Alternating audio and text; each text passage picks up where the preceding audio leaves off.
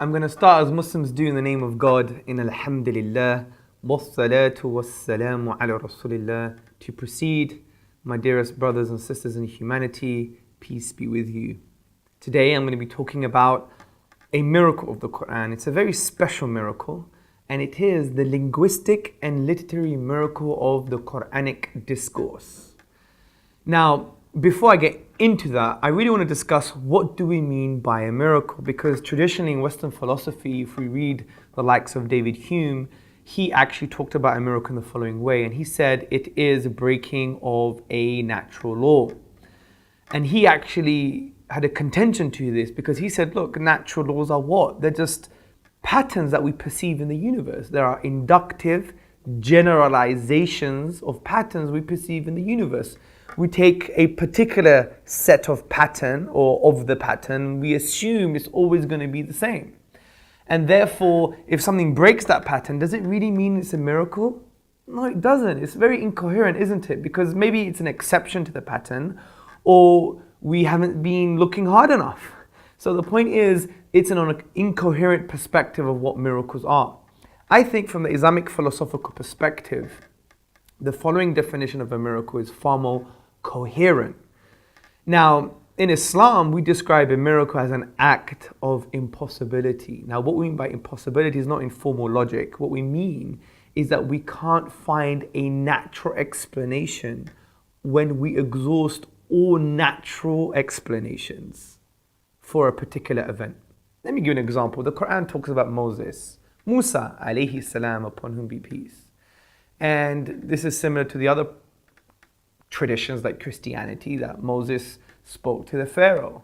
And in the Quranic narrative, Moses threw down his staff. He was told to throw down a wooden staff. And it turned into a snake, and it ate other snakes, the illusory products of the magicians at that time. Now, interestingly, this is actually a miracle because it's an act of impossibility. It has nothing to do with breaking natural law per se. It's more of we can't actually explain it in a natural way, because you take a wooden staff and no matter what you do to the wooden staff, which is an inanimate object, it will never become animated like a snake. It is impossible. No matter what we do with the natural environment or the natural thing, which we now call the staff, if we cut it, slice it, put lemon on it, whatever the case may be, whatever we do, it will never turn into a snake, ever. If we exhaust all possibilities, it will never turn into a snake. So this is an act of impossibility. We can't find a natural explanation, so it's a sign to the divine, it's a sign to the supernatural. This is a far more coherent way of looking at miracles. So, the Quran is a linguistic miracle. Now, why am I saying this? Because the Quran is an act of impossibility. Because when we go to the finite letters in the Arabic language, 28 letters in the Arabic language, the finite classical words, the finite grammatical rules, we exhaust all combinations, we cannot produce the unique literary form of the Quran. We can't.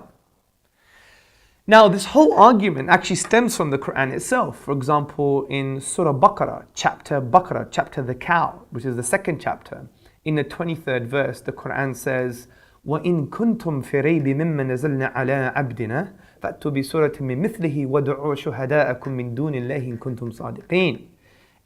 Which basically says, and if you're in doubt about this book which we have sent down to our Prophet Muhammad, upon whom be peace, then bring one chapter like it and call on your supporters and your witnesses and anybody else besides God if you are truthful in your claim. This is an intellectual challenge. And we know this challenge came in a certain environment. It came in an environment where in the 7th century Arabia, the Arabs were the best at expressing themselves in Arabic tongue. So it was a linguistic challenge at the time. This is why the various scholars, Eastern and Western scholars, appreciate that this is a linguistic and literary challenge to the best people who could express themselves in the Arabic tongue. And we know this historically. The famous Arab historian Ibn Rashid, he states that essentially at the time of Arabia in the 7th century, they would only celebrate on two things: the birth of a boy and when a poet rose amongst them, because there was a socialization that the expression of language, the classical Arabic, was like, you're like a president, or you're like one of the top guys in society. So the Quran came to challenge the people who are best placed to try and even bring that challenge, because it was an environment where scholars call them Arabic linguists par excellence, the best. So the Quran came to challenge them, and these people failed. We know this because even the best linguist of the time, his name was Walid ibn al-Mughira, he said, by God, this cannot come from a human being. I know the sciences of the language. This can't come from a human being. Now, what is it that makes the Quran unique from this perspective? Now, there's no point going into too much detail because many of you probably don't even speak Arabic. But to talk about this, we could basically say in a very basic way that the Quran de-scopes the Arabic language, because generally in the Arabic language there are certain literary forms. We have saja, which is rhyme prose. We have mursal, which is straightforward speech. We have poetry, which has 16 rhythmical patterns based upon the length of syllables, which are called the al-bihar. And we have a style called maqama. Maqama is a combination of prose and poetry. But the Quran de-scopes any of these. It de-scopes them.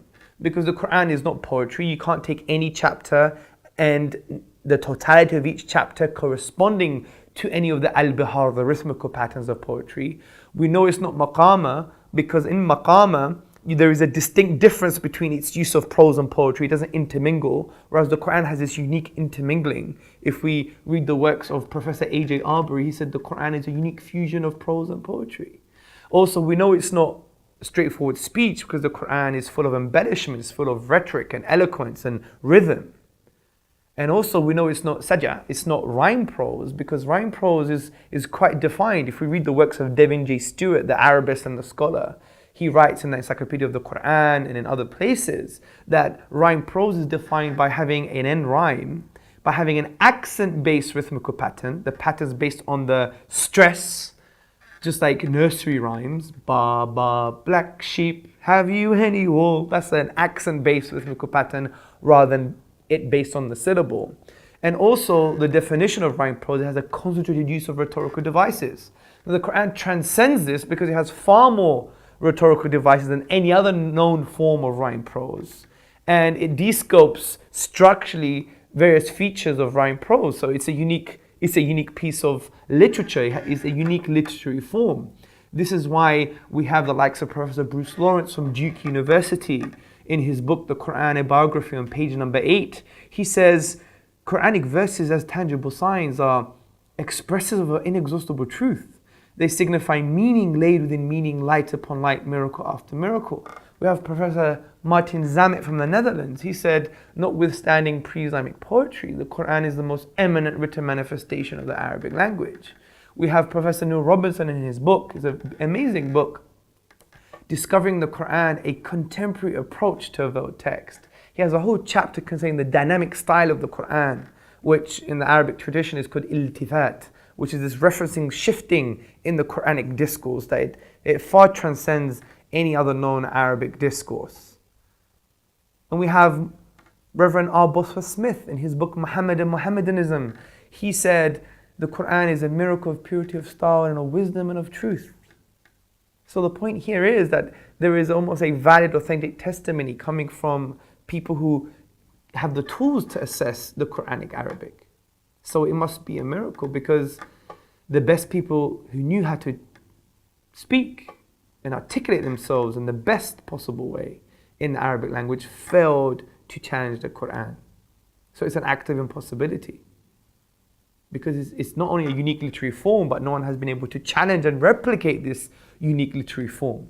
So when we go to the nature of the of the Quran, which is the Arabic language, and we exhaust all possibilities, we can never create the unique literary form of the Quran, which makes it an act of impossibility. We can't find a naturalistic explanation. Therefore, it's assigned to the divine, by definition. So it's a linguistic and literary miracle. Now, one contention is this. What about Shakespeare? Shakespeare was amazing. He had a unique style. So it doesn't mean Shakespeare's divine or has revelation. I agree. But Shakespeare has nothing to do with the unique literary form. We're talking about the structural features of language, rhyme, rhythm, the structural features. We're not talking about aesthetic reception, the use of the language in this particular way. Because Shakespeare wasn't unique concerning form, because he was known to use the iambic pentameter, which was used by many other English scholars. He used trochaic verse and blank verse, used by Christopher Marlowe and many, many other English literateurs. So it's a false contention. The Quran has a unique literary form. So from this perspective, philosophically, we know it is a miracle. So, what does it mean? It actually means if it's a miracle, it's from the divine. If it's from the divine, then what the Quran says is going to be true, because what comes from truth is true. It's like an epistemic foundationalism, which basically means that you have truth claims about foundational truths. And whatever is built on these truths is going to be true. So when the Quran says pray 5 times a day, it's good for you and it's going to make you come closer to God, then that's true. If the Quran says that we must prohibit interest in our economic model because it's an impediment to the distribution of wealth, then we should do so because it's true.